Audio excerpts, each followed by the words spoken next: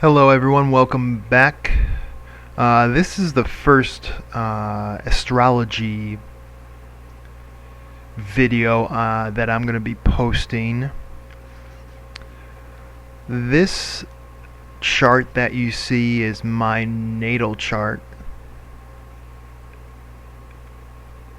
I'm just going to go through and just give you a good idea of what a natal chart reading looks like.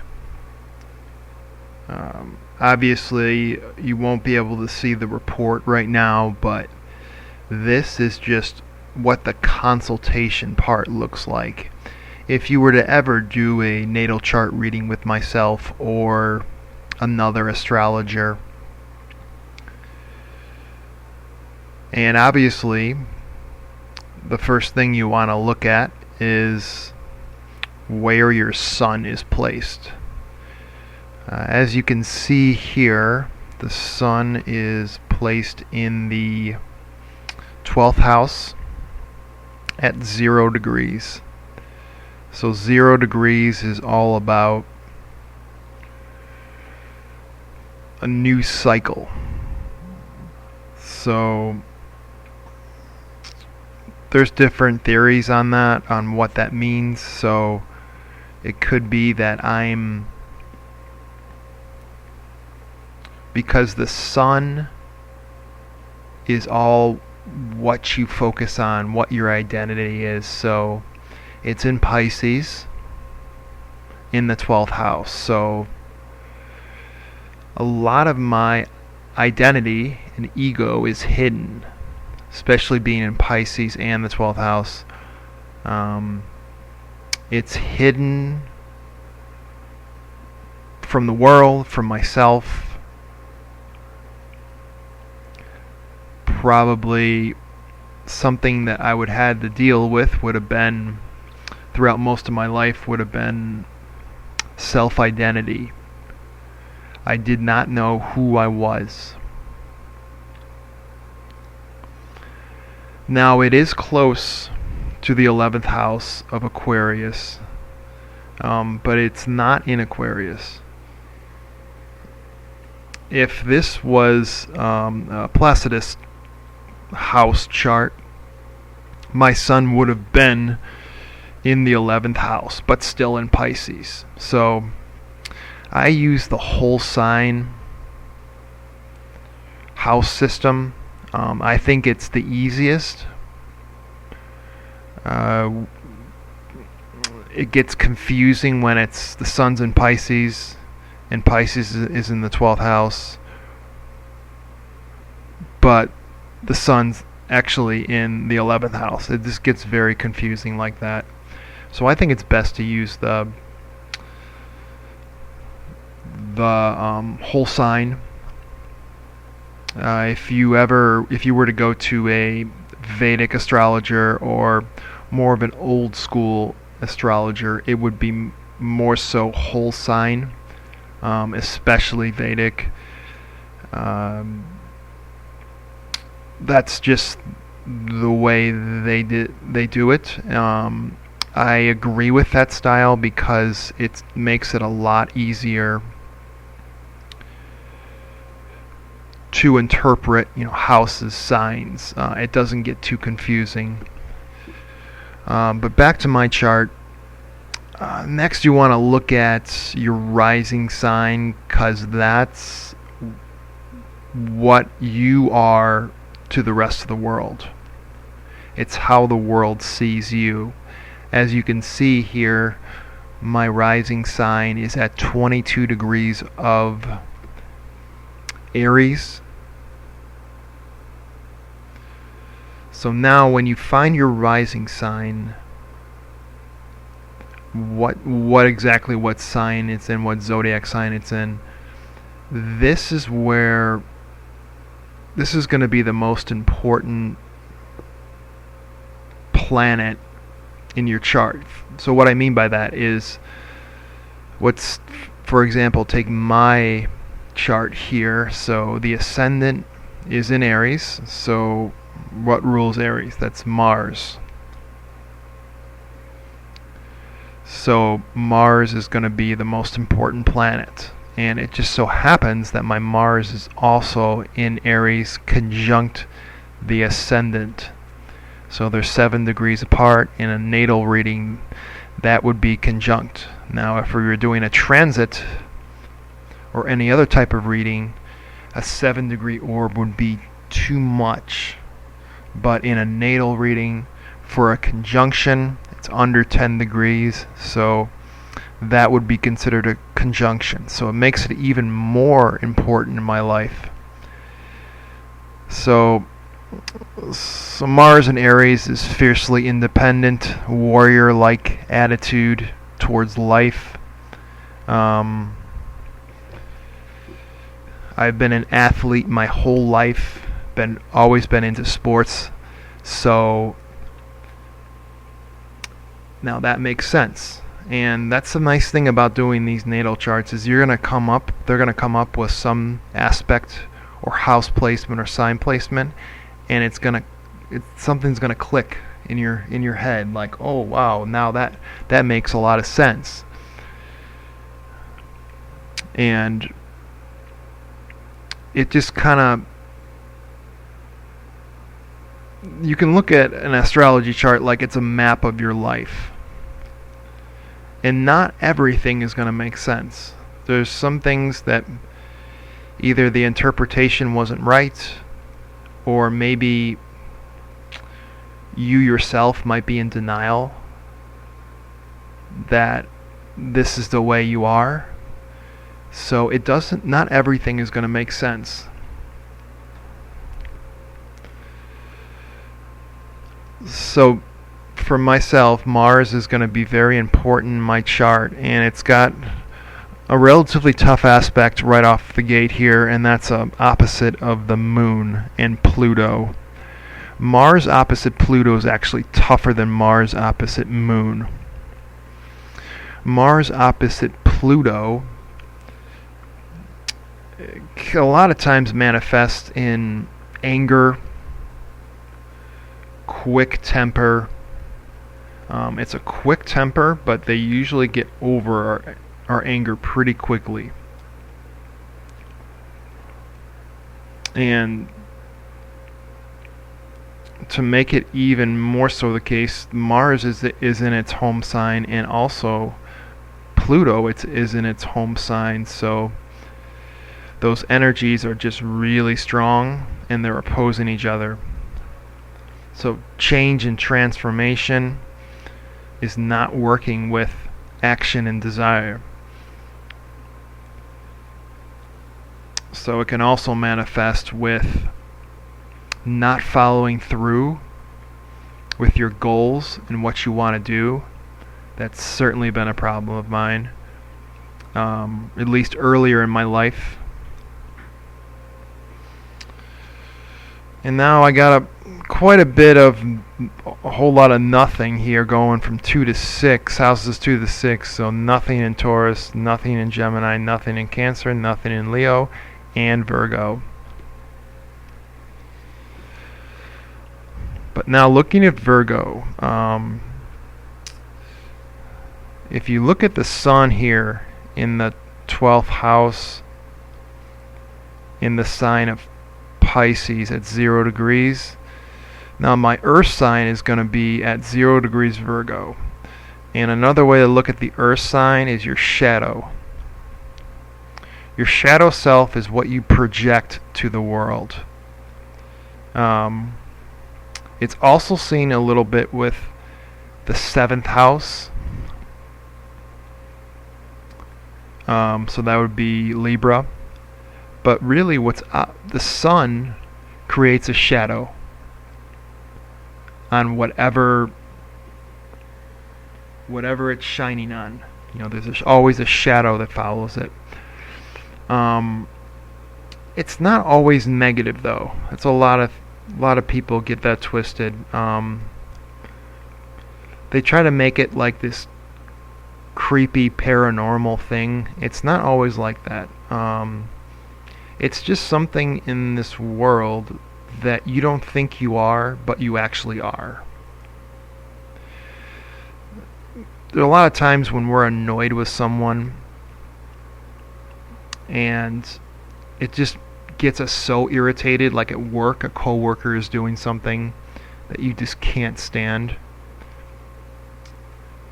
That opposite reaction, like, that's definitely not me. I don't do anything like that. It actually is you. That's why it's irritating you so much. Things that bother us are things that we actually do, but we're projecting and seeing on other people. If you're more interested in this topic, you should definitely check out books by Carl Jung. He is a genius when it comes to a lot of things, and especially this. He was also very big into astrology and tarot, and any type of metaphysical activity he was really, really big on. So definitely check his work out. There's lots of stuff out there. Lots of books you can buy. And now moving on to the 7th house and the sign of Libra. You can see, actually, you know what? I'm going to go back to the 1st house because we didn't finish all the aspects there. And it's important for this aspect in the 7th house. So in the 1st house at 13 degrees would be the North Node. That's what this is right here. It's not the same as the Leo sign. It looks very similar, but it's not the same thing. So North Node, and if you are ever studying Indian astrology or Vedic astrology, it's going to be known as Rahu, R-A-H-U. And the North Node represents where we're headed in life, what our destiny is, where we are going. And it's a very masculine planet, or it's not even a planet, very masculine aspect. So it has a lot of malefic qualities, and that's important when we get into talking about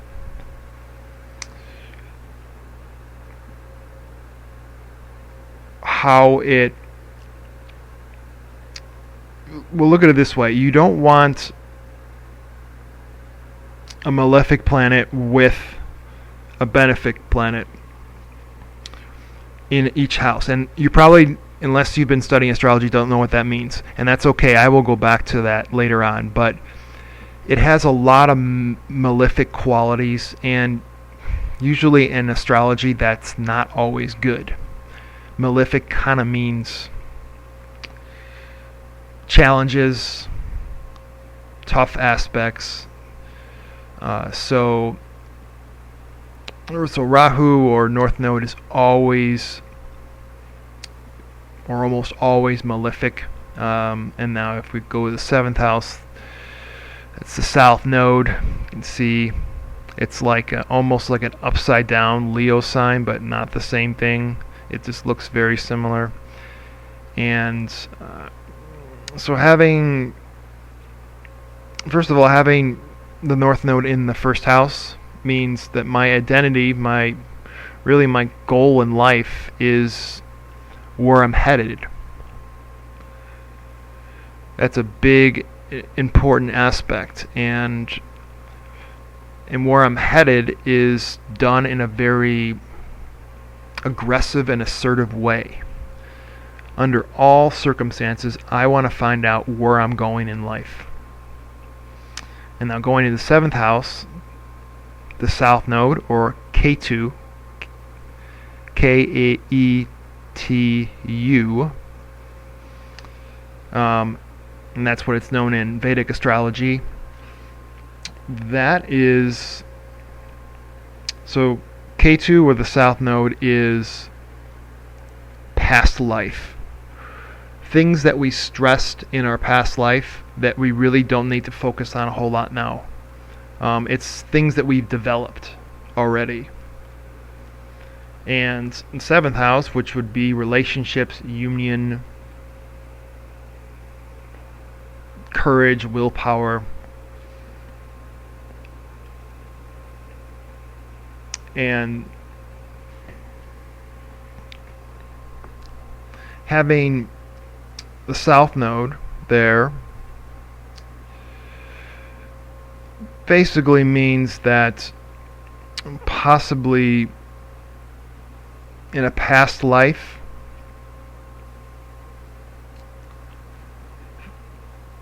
the personality I might have had or the direction I might have had is something that would attract me in this life. Maybe not always romantic attraction, but things that I view as beautiful or as exciting was something that I was very involved with in a past life. And it doesn't always have to be a past life either. It could be early part of life. If you don't believe in past lives. But this is kind of like the deja vu aspect to astrology because it's things you've experienced before that you really can't remember. It's things you stressed a lot in the first part of your life. Alright, now moving to the 8th house. The 8th house is the house of change, transformation, death. Death doesn't always mean in astrology like physical death from your, death of your body. Death is kind of like the card death in tarot. So it's change, transformation, sudden upheaval that leads to a awakening.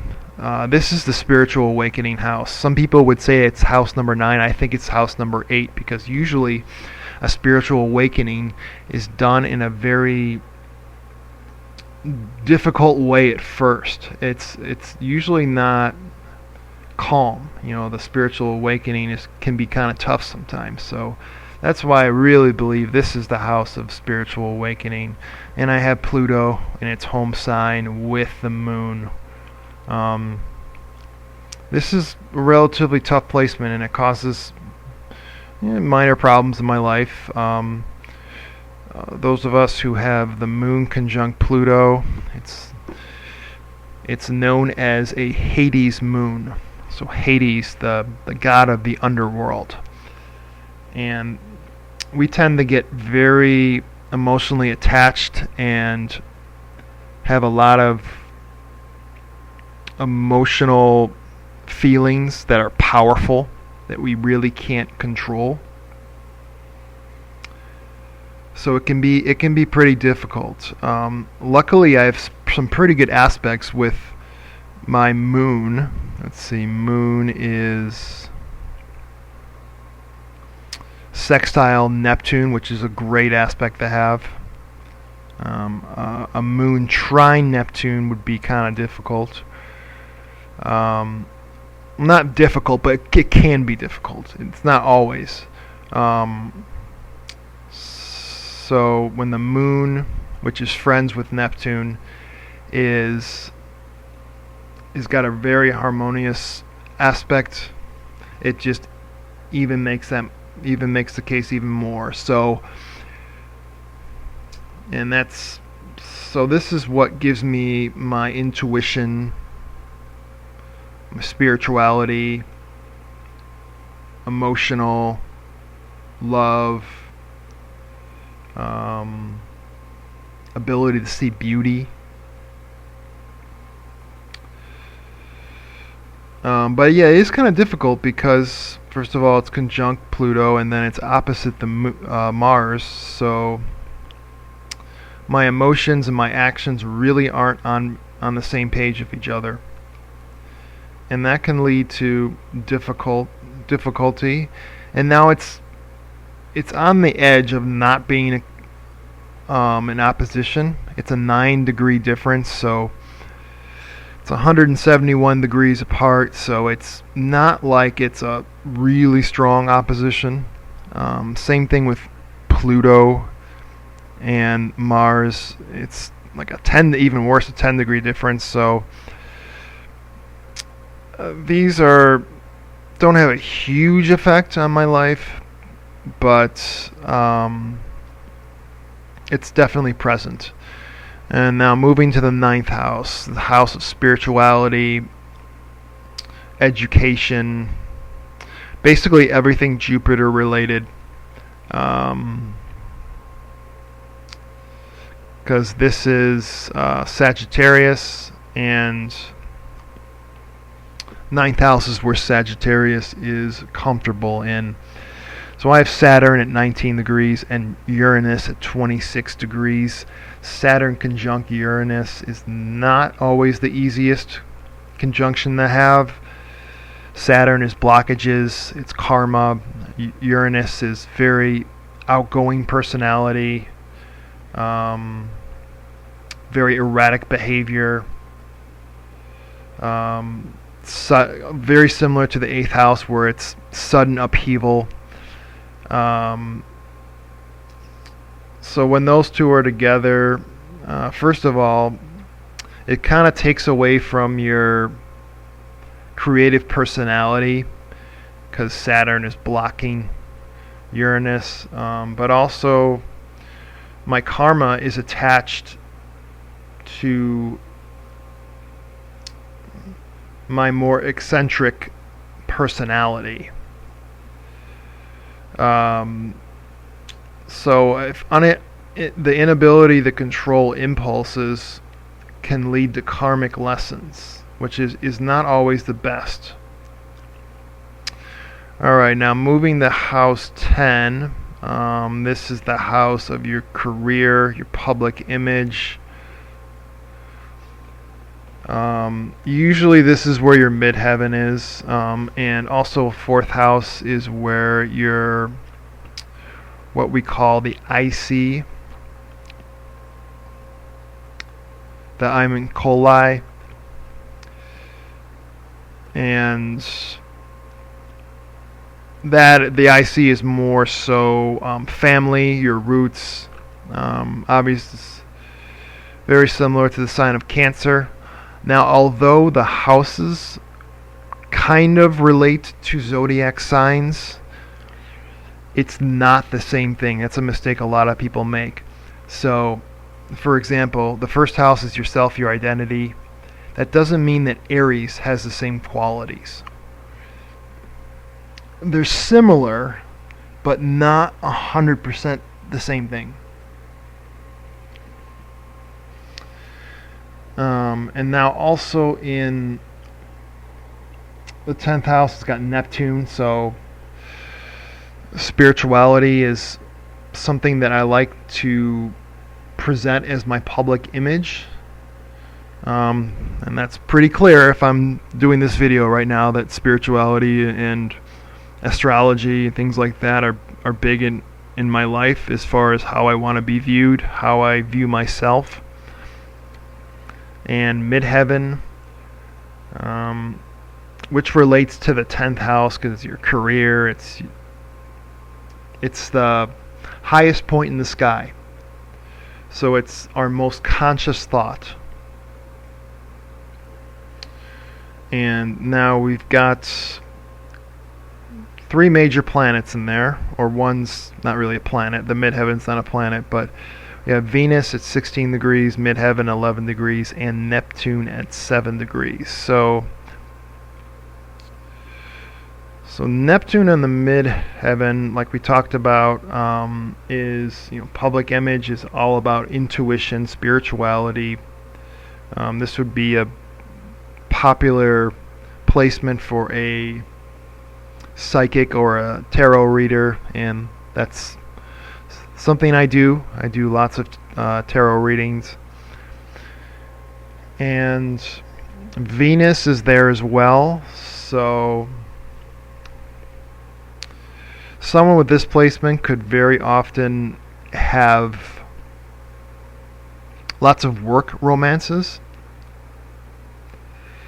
And romance is kind of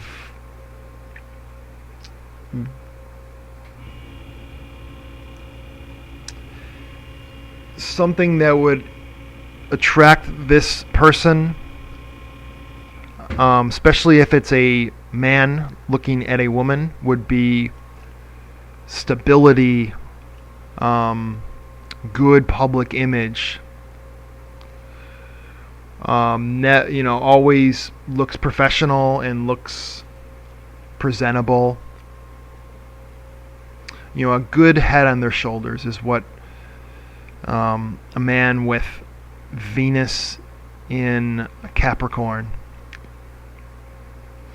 And now Venus does have a conjunction with Neptune. It's not a very strong conjunction because it's 9 degrees, but this can cause delusions in romance.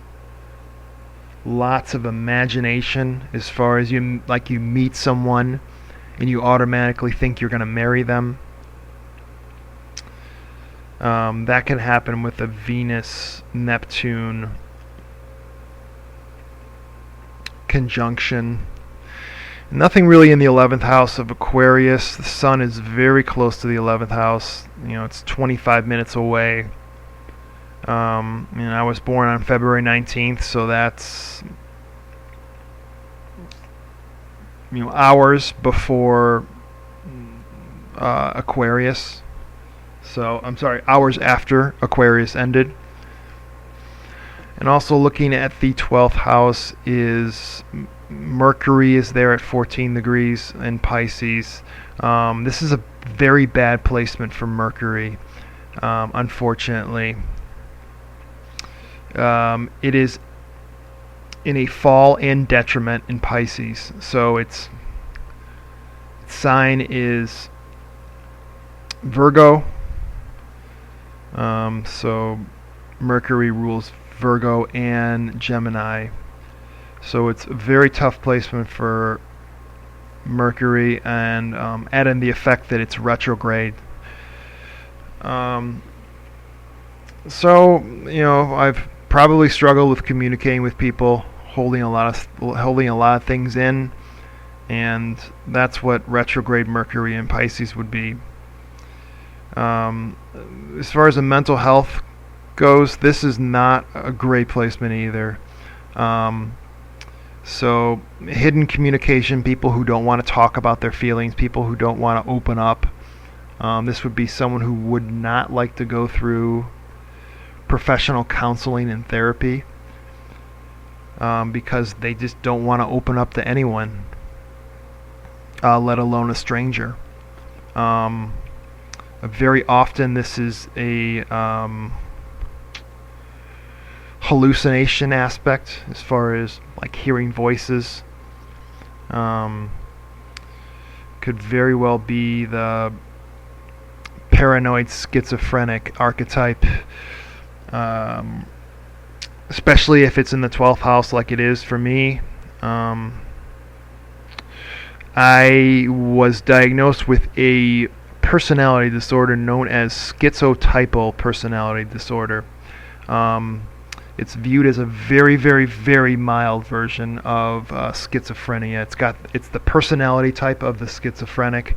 In no way is it debilitating, and not even close to what a full-blown schizophrenic would experience. But there are a lot of the same personality types as far as very mystical and eccentric.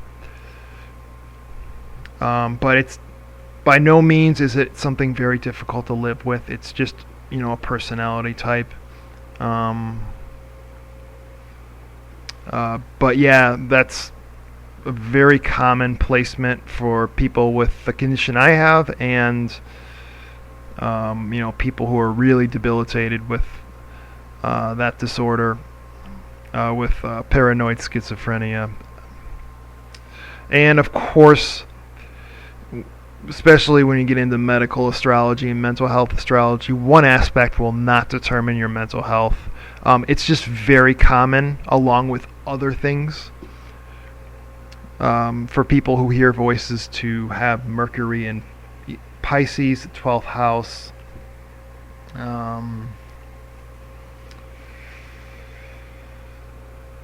Yeah, that's I would say Mercury in the 12th house is the most common, and it gets added even more so when it's in Pisces. Jupiter, 27 degrees Pisces. This is a fantastic placement for Jupiter, along with Sagittarius. Jupiter feels at home in Pisces.